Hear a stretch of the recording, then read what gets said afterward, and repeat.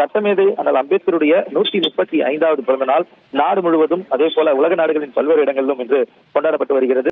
தமிழகத்துல தமிழக வெற்றி கழகத்துடைய தலைவர் அம்பேத்கர் சிலைக்கு மாலை அணிவித்து மலர் தூவி மரியாதை செலுத்தியிருக்கிறார். குறிப்பாக அவர்களுடைய கட்சியின் கொள்கை தலைவர்கள் ஒருவராக இருக்கக்கூடிய அவரது சிலைக்கு பிறந்த நாள் தினத்துல மாலை அணிவித்து மரியாதை செலுத்தியிருக்கிறார். இதற்கு முன்பாக பெரியார் திடலுக்கு நேரடியாக சென்று தந்தை பெரியாருடைய நினைவு நாள் என்று மலர் தூவி மரியாதை செலுத்தியிருந்தார். அண்மையில வீரமங்கை வேலுநாச்சியாருடைய நினைவு தினத்தென்றும் அதே போல அஞ்சலி அம்மாளுடைய நினைவு தினத்தென்றும் கட்சி அலுவலகத்திற்கு உள்ளாக வைத்திருக்கக்கூடிய சிலைகளுக்கு சென்று மாலை தெரிவித்த நிலையில கொள்கை தலைவர்கள் ஒருவராகவும் அவர்களது கொள்கையில முக்கிய கொள்கையாக கடைபிடிக்கக்கூடிய நிலையில அண்ணல் அம்பேத்கருடைய சிலைக்கு பொதுவெளியில பாலவாக்கத்துல மலர் தூவி மாலை அணிவித்து மரியாதை. எனக்கு ஒரு டவுட்டுங்க, இன்னைக்கு திரு அம்பேத்கர் அவர்கள் உயிரோட இருந்திருந்தா என்ன நினைப்பாரு?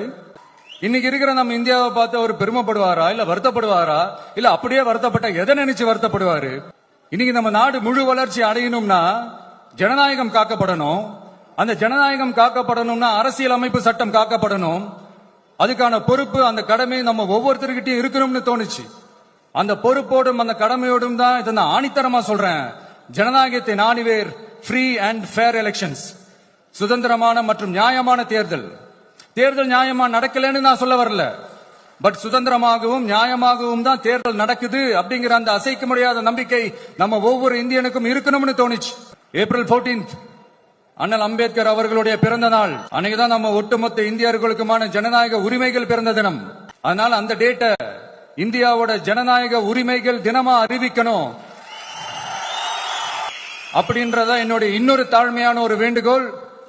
அது இந்திய ஒன்றிய அரசிடம் நான் முன்வைக்கிறேன்.